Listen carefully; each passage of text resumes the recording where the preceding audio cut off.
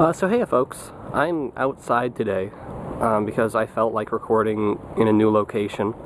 If you want to look around, here's a kind of a panoramic view. It's a pretty nice area. Well, this means I'm not at my computer, so I can't like pull up any numbers or names for what I'm discussing for this week's edition of NaNoWriMovember. But I can still talk. Again, starting with the Movember front. Actually, a lot of support came in this past week after I threatened to not do it next year. I received 3 more donations in the past week, and since I'm not near my computer, unfortunately, I can't get the names. But I got 2 $10 donations. One from a loyal stream viewer who 23 Caterpie, I don't remember your actual name, but I much appreciate your contribution, and awkward other person who I don't remember the name of, who actually came in first. I very much appreciate it. I'm very glad that that kind of support came in, I guess as a reaction to my threatening not to do it next year. So by the looks of it, I'll probably do it next year, I don't know. And then there was also a $30 donation from my mom, whom I love dearly. But that's kind of cheating in terms of support, because of course it's you, Mom, so I can't, like, I mean, I appreciate it, but it's cheating. You know how it is. You know how weird I am like this. On the actual mustache front, honestly, visually, I don't think a whole lot has changed in the past week.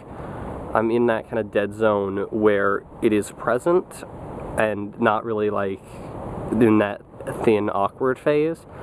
But it is, like, not huge, not burly, not out of control. So I don't know if I'm ever going to get to the out of control phase, at least in this month. We're only halfway through, though. That's the thing. It feels like I've been doing this for a long time, but we're only halfway through. So I feel like we still have a ways to go in terms of size. It could get to the point where I actually want to trim it to get it out of my mouth area, and that's usually a good sign. That's the point that I usually have it at in my normal beard everyday life. So that's encouraging. I can get to that phase. It's just a matter, I'm not sure how long it will take. If you do look at the photos on my Movember gallery, you'll see that not a whole lot has changed in the past week, at least from what I can tell from the photos, which aren't the highest quality, but still. So that's a bit discouraging, but at the same time, it's good to know that it won't go crazy out of control in a week, and if I go a week without shaving, it won't be the end of the world. But that's kind of all on the Movember front. Movember, usually I have less to talk about than the NaNoWriMo. But thank you very much for all your contributions to Movember, and I hope that I can get some more in the next 14, however many days. That'd be good. And then on the Nano front, it was a little bit of a rough week for me on the Nano front. I did have my first day where I was unable to write just because of sheer workload. The book Middlemarch took a lot longer to read than I expected. I was just coming off Jane Eyre, which is a lot easier than I expected, and it was like, oh no, we're getting into this shit again. So on Thursday night, I didn't write anything, and so I had to kind of make that up on Friday. Luckily, I still had a bit of a buffer, I think, I don't know, 600-ish words from accumulation, extra words on other days.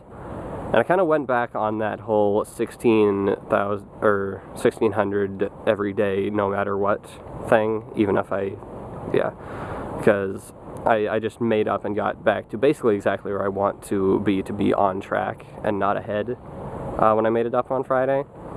So I'm going to have to kind of restart my buffer system. But it's alright. It's good to know that I can make up words, not like that, if I need to. I would like to avoid doing that, of course, as much as possible. But it's good to know that I can do that. And in the past week, in the story, this is kind of where shit went down. Last time, when we left off, I think we were just at the point where the stranger was going to make a proposition to them about stealing something. I don't remember the exact point where I was, But basically, mysterious stranger who took in Jay for a night brings him back to the farm, realizes that the brothers are the ones who stole his wine the other night, and are like, "You're pretty good at stealing, even though I caught you doing it. I want you to steal this key from the queen, and it's key to a location. And it's really not about breaking into and entering the location, it's more about owning the key to the location is motivation, so it's not just lockpicking, problem solvable kind of thing. And so they prepare. This is where I completely lost any sort of semblance of where in time and space this setting is, basically, because in order to find the queen's room, they had to climb the walls outside the castle and steal some binoculars. And I don't know when binoculars were invented, but it's like, screw this, I don't know what this setting is anymore, I'm just going to make shit up. So they climb the wall, and the wall climbing sequence is hopefully intense, at least grueling. Try to grab the binoculars, but in the process, not going to get too detailed, in the process, Jay is attacked and his right arm is dislocated, making it essentially not very usable for the main part of the operation, which will come in a few nights. And that's, there's a, I think, I mean, I'm the author, so I think it's wonderful. There's a thing where Simon like hefts Jay up onto his shoulders and carries him around, since Jay's like, oh my god, it hurts so much and I don't want to move. So you have a very literal kind of thing of Simon carrying Jay on his back while they go and find the queen's room using the binoculars, because they have to go around like the entire periphery. And there are some vague, like, badass scenes of Jay, or Simon, fighting off guards, like, unarmed, and it's like not even a triviality for him, but it's like Jay sitting on his back watching him do these cool things, like, man, this guy's so cool. So then a few days pass, and Jay is like, my shoulder's dislocated, I don't know if I can help in the actual operation of sneaking into the queen's room and stealing this key. And so they decide to go on two fronts, two kind of methods trying to get the key, and each brother kind of going their own way. And I think this is a good way to juxtapose the two, because Simon is doing the brute force climb the wall and then climb up the side of the tower into the room, like a literal, like, climbing on the walls, very physical activity, whereas Jay is disguised as a guard and has to more use his wits and his words to kind of outsmart and avoid detection. So I think that's a good way to juxtapose the two characters' characteristics, so to speak. So that happens, and as I've told you before, it doesn't exactly go well. They don't get the key, and Simon is captured in attempting to climb the wall, which is not good. And I think, I don't know who the hell said it, probably Brandon Sanderson, Write About Dragons dude. Have them fail and make the situation worse in the process. So that's kind of the philosophy I approached the two stealing sequences with. They get the binoculars, but he has his arm dislocated. They try and fail to get the key, and Simon is now possibly dead, possibly about to be executed, possibly bleeding to death, which is a wonderful image, I know. And so now we're kind of almost at the darkest point, I guess. Ooh, some ducks just landed. I think the absolute darkest point is going to be when Jay sees this staged execution for Simon. I'm not going to reveal all the details of that. But yeah, that's a thing that happened, and that's probably going to be his lowest point, and where he has to start working back up for. I'm not exactly sure how this will work into a 3-act structure. I'm not sure. Like, probably the onset of the proposition is the beginning of the 2nd act, because we're done setting things up. But we won't get to, like, the darkest point until probably, like, 2/3 through. I realize that the 3-act structure is more of an analysis thing than a construction thing. But That's a thing. And now, basically, I need to have Jay start to pick himself up a little bit. He's got to operate without Simon. It's gonna, one, try to rescue Simon, and two, failing that, carry out the operation himself, and various other things. I have it all planned out, I swear. But this is kind of where the exactness of my plan has diminished a little bit. I planned the basic outline, but it's going to be a little more exploratory at this point.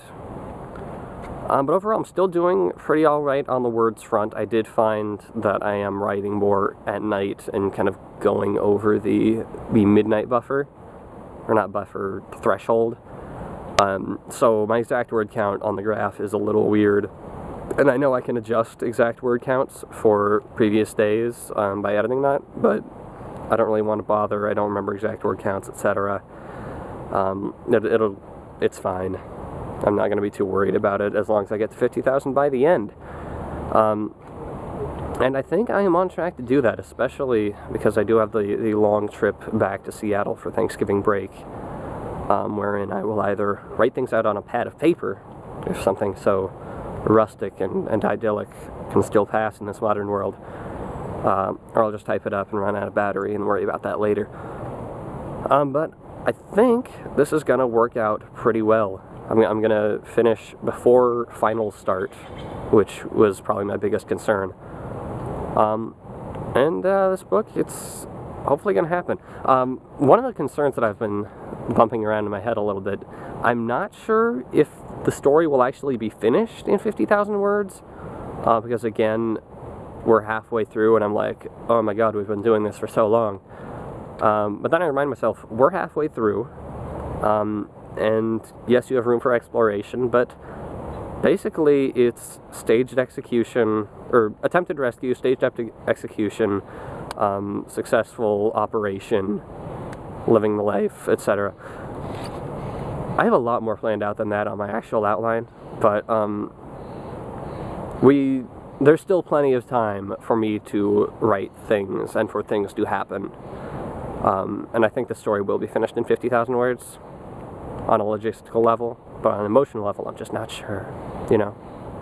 That doesn't make any sense. But hope you enjoyed the scenery. Let's give another little view here. See, look at that sky. Look at that beautiful overcast sky. Isn't that wonderful? Yeah, this is my campus. It's pretty nice. But yeah, I will see you guys next week, possibly outdoors again. Let me know if you liked it out like this. I know the audio quality isn't as good. But I'll see you next week for another installment of NaNoWriMovember, when we'll be heading into the final stretch.